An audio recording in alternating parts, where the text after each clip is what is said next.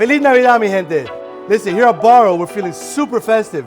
So for this episode of Baro In The City, we're talking about Dulce de Leche Flan.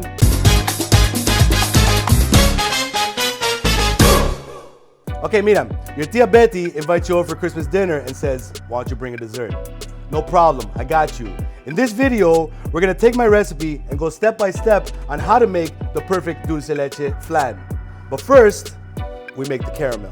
Okay, so for your caramel, you're gonna need sugar, water, a whisk, a pot, and some heat. So I put the sugar in, I have it on full heat. As you can see, it's starting to become caramel, but we still have the middle. So what I like to do, this is where I'll start to jiggle it. And at this point, you can bring in your whisk. Our caramel has been cooking for about 2 minutes. It's to the color that I want. You're gonna start smelling it.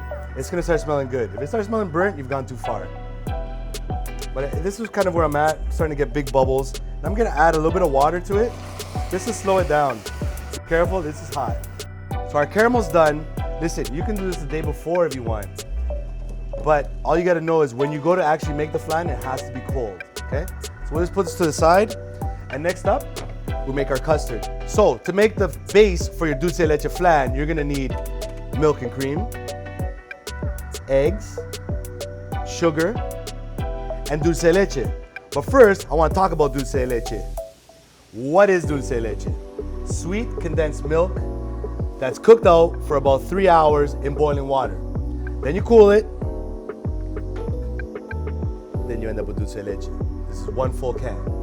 Okay, so to start off, we take our milk and cream and we're gonna scald it or bring it to a boil. To this, I'm gonna add 20 grams of sugar and we're just gonna wait for that to boil.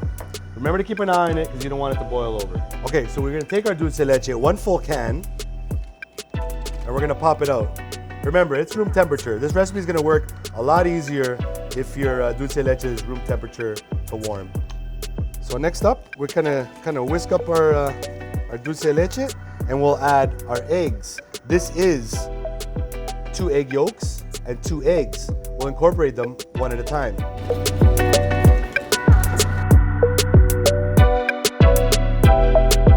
So at this point, our cream has been sitting for about 2-3 minutes, so it's not that hot. Now we're gonna temper it. What does tempering mean? It means we're gonna bring everything to the same temperature, right? How are we gonna do that? This is probably a little bit cooler than this, and we're just gonna add a little bit at a time. So next up, I'm just gonna strain it out, just in case there's any cooked egg or any particles that haven't really dissolved and it won't cook properly. All right, so for the next part, we have to cook our flan. I have my oven preheated at 320. We have our dishes. Again, we're doing 3 different sizes, right? First, we start out with our caramel. A little bit in this guy, and a little touch in our one hitter. Just want to make sure it's all the way around. My base has been cooled, and now I can just pour it over top. My medium size. My little guy. So next up, we're gonna put some water. You wanna put the water about halfway up. So next up, we're gonna go to the oven. Preheated my oven at 320. Have my water inside.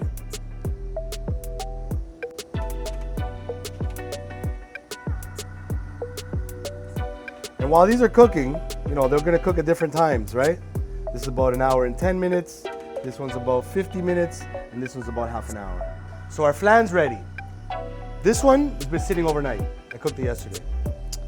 What to look for when it's ready, okay? You still got some jiggle to it, and it's actually cooked, you know?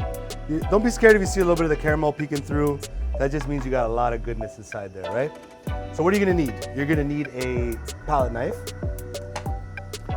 a plate or a bowl big enough that it's gonna fit inside of, because we're gonna cut around it, pop it out, and flip it over.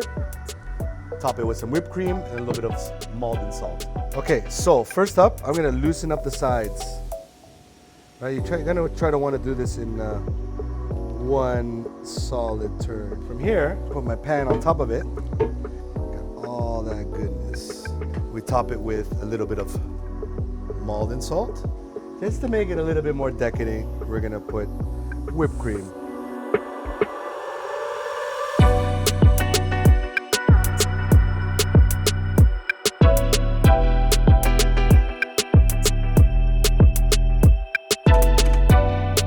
Well, that's a wrap on this episode of Baro In The City.